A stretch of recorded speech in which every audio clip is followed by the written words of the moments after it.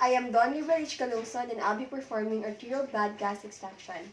So, arterial blood gas is known to be the gold standard for gas exchange analysis against all other methods are compared. So, the first thing that I will do is do hand washing or proper hand washing. So, let's assume that I have done my hand washing. So, hand washing reduces the number of microorganisms that resides on the surface of the hands. So, after that, I will now read the doctor's order or the medical order upon arterial puncture. So, for us to obtain pertinent data. Next is I will gather all the required equipment. So, we have the syringe, we have the polyethylene iron prep swabs, alcohol swabs, gloves, and we have the gauze. Next is I will now identify and explain the procedure to the patient. So first I will introduce first myself and ask the patient for clarification if she is really my patient. So good morning, ma'am. I am Dawn and I'll be your RD for the day. May I ask if you are Miss Calungsod? Thank you so much. So ma'am, I will be doing arterial blood gas extraction. So I will now instruct the patient upon the procedure, the purpose, and the responsibilities. So, because information can alleviate hyperventilation, which at present can alter the EKG values. So, next is that, ma'am, I'll be performing arterial blood gas extraction. So, I will extract blood from your arteries. So, after that, the sample you will get, this can measure, used to measure your partial pressure of oxygen, carbon dioxide, and pH. So for us also to monitor your health status and to check your health status, ma'am. So this can be very warning. This can be uncomfortable or painful, perhaps, but we will try our best. And I'll try my best, ma'am, and follow my instructions later since I will do some instructions. So after explaining that to the patient, I will now select a site. So the site that I will choose is the radial artery. So it is used as the first choice. So, except in the cases of multiple radial artery puncture, hematoma, occlusion of the ulnar artery, we have a history of circulatory impairment extremity, or cardiac arrest. Radial artery is a small artery, but somehow it can be easily stabilized due to the fact that it is passes over the bone groove located at the wrist. And the percutaneous puncture and the pressure control is enhanced with its anatomical landmark. So, next is, after that, I will now perform the Allen test or the modified Allen test or the instrument test for us to check the patency of the ulnar and radial artery. So, collateral circulation is provided by the ulnar artery. So, Allen test is used for us to assess the patency of the ulnar artery. So, the first thing that I will do is instruct the patient to have a make tight fist. So, clench your please, ma'am, a tight fist. Thank you, Christina. So, can you clench it, ma'am, very tightly? Thank you. And apply pressure to both of the radial and ulnar artery. So, upon doing the pressure, ma'am, can you open your hand slightly for me? Now the hands are clenched. After that, removal of the pressure in the ulnar artery. Next, there should be a flushing of the entire hand, about 5 to 10 seconds. That indicates that there is a normal Allen test or normal circulatory toleration. Next is that after that, I will now proceed to since it is normal, we can now proceed to the next procedure. I will now position the patient. So we use the semi-recumbent position. So like this. Next is dorsiflex and elevate and dorsiflex the patient's hands lightly using a small pillow. So can you ma'am, sit up straight, ma'am, please. Thank you. After that,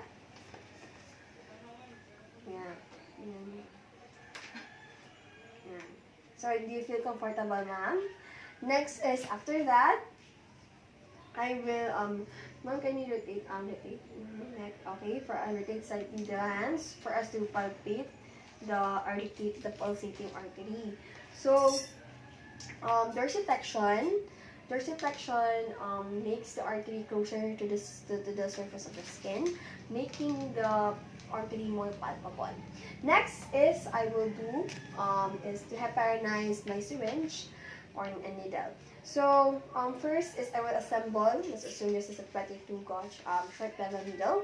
So short needle or bevel needle reduces the risk of or diminishes the risk of overshooting the artery upon entry. Next is let's assume that I primed my syringe with heparin and the needle with heparin. So only enough heparin to fill up, leaving enough heparin to fill up the dead space. So priming your syringe with heparin, it prevents specimen coagulation. And also, however, if there's an excess of heparin just needed to fill up the dead space, it can lower the pH and the PCO2. So just leave enough heparin to fill up the dead space. Next is I will eject any air bubbles for us since air bubbles should be ejected for us to maintain an accurate values, accurate results. So just eject the air bubbles present. If there's any, so eject all the air bubbles. Then after that, I will now prepare the site and fingers used to palpate the site. So I will cleanse first the site in a circular motion outward using a povidone iodine solution prep swabs. So and let it dry. So just in a circular motion here on the site. Next is you have to let it dry. So drying of the povidone iodine solution reduces the risk of infection and systematic sepsis. Next, after that, you just have to let this dry. So let the povidone iodine solution dry. After that, if it is already dried, next is cleanse the. We have now to cleanse the site with alcohol swabs. So and let it also dry. So cleanse the site with alcohol swabs. So alcohol diminishes the coloring or the coloration of the povidone iodine solution, making making the site more visible. And next is that drying. If you the alcohol should be dry because if you will puncture in a moist alcohol prepared site, it can increase gloom. So after that, I already cleansed my the site with alcohol. I will now perform the percutaneous puncture on the selected artery. So the first thing that I will do is locate the pulsating locate the pulsating artery. So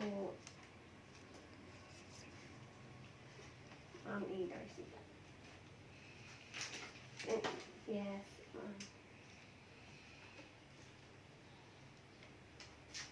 So after that, after locating the pulsating artery, yeah. So after locating the pulsating artery, I will now stabilize the artery by pulling the skin out, and I will bracketing the area of maximum pulsation with the fingertips of my free hand. Next is I will now puncture the skin slowly, holding the syringe like a pencil. So let's assume that this is the wrist of our patient. So this is the site. This is the site. This is the artery. So stabilize it and pulling the skin out, bracketing the area of maximum pulsation. Next is I will now puncture the skin slowly, holding the syringe like a pencil. Next is after that puncture the skin slowly. So advance the needle slowly with the bevel upward about 45 to 60 degrees angle towards the radial artery. So a small gradual thrust through this we diminish this through this we can diminish the or prevent by directly puncturing the or this will promote organelles will promote arterial entry without directly um, puncturing to it. And also I have to stabilize my hands in an angle that I'm confident with, since the certainty of position is more important than the angle of entry. And next is the pulsation of blood. If there's a pulsation of blood, this now verifies that the artery is being punctured. Next is observe for a flashback. So observe for a flashback. So that there should be a flashback, you know. So observe for a flashback of the blood sample of the syringe. So flashback really occurs on a glass syringe, but gentle aspiration can be done with plastic syringe. After that, I will now, if the puncture is unsuccessful, so just withdraw the needle just in the, slowly, just in the level of the skin, or the skin level, then angle it towards the artery, then we advance. So that's the thing if it is unsuccessful. Next is withdraw the needle while stabilizing the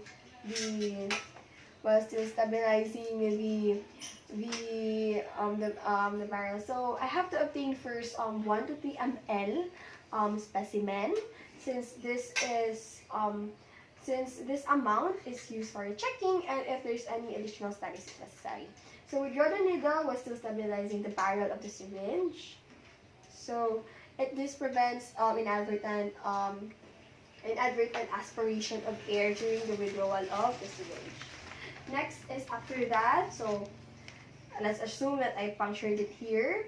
Next is apply continuous pressure on the selected area for about 5 minutes or until the bleeding stops. So there should be a continuous pressure here. Since if the patient has increased coagulation time, so the pressure should be about 10 minutes. And we can use actually ice pack to diminish the persistent bleeding. So if you have ice pack, let's assume that I have ice pack, we can use it there. So hematomas following an arterial puncture. Arterial puncture. Again, hematomas following an arterial puncture can cause, circulatory impedance, it can cause discomfort, and it can predispose to infection. So after doing that, I will now protect the blood sample. So Mal, can you please hold this for me for a minute? So because it will be done for about 5 minutes, so can you just hold it for me? Apply your pressure here. Thank you. So I will now position my hold my syringe in upright position. So after that, express any air bubbles or express any air bubbles rapidly, since air bubbles should be expressed since this can alter the lab results. And the specimen should be airtight, kept airtight for us to maintain accuracy of the test results, or for us also to prevent the alteration of results. Next is I will now seal my syringe with a rubber stopper or a cap. So just do the thing. Okay. Then after that, I will now gently roll the syringe. So let's assume that there's already blood here and I already fried it in heparin. So just slowly roll it for us to gently mix the heparin and the sample. Now I will now immerse the blood sample in enough ice, and enough ice. So just remove the sharp one. So example, let's assume I have a cup here and immerse this in enough ice for laboratory transport. So ice, the ice is used for since it reduces the temperature of the blood sample for about 4 degrees Celsius and lesser. And this temperature, a lesser temperature, slower or slows the metabolism of the oxygen. So a delay of more than 2 minutes can alter the values or the results. Next, after that, after immersing, I will now label. I will label the specimen with the with the with the correct and appropriate with the complete appropriate laboratory requisition. So the percentage of oxygen therapy can be noted if necessary, and also the temperature if it is elevated, and also the time the specimen was drawn. So the specimen information is related to the sample collection, enhances the accuracy of the analysis. Next, after that, I will now expedite immediate laboratory services. So no test results of no test results of any specimen, even if chilled, is known to be acceptable or known to be reliable, accepted as reliable if if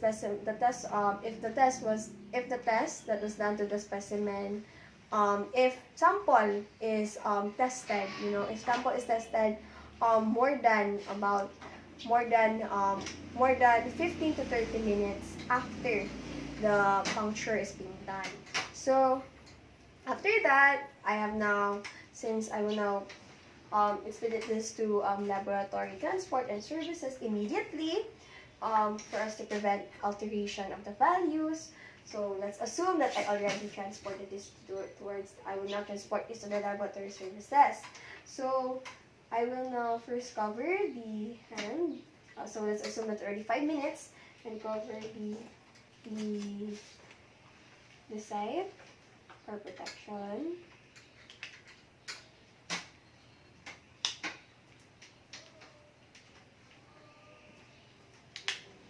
So let's assume that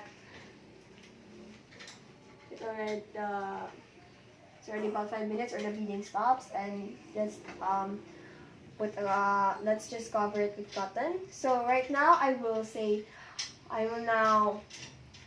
thank you to my patients. So thank you so much, Mom, for your participation. May you have a good day, and we have God bless you, and we have a good health. Thank you so much, Mom. So after that, I will now wash my hands, of course, to deter the spread of microorganisms.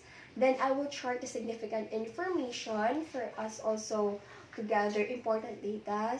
And yes, information should be really should be gathered. So thank you so much. This is how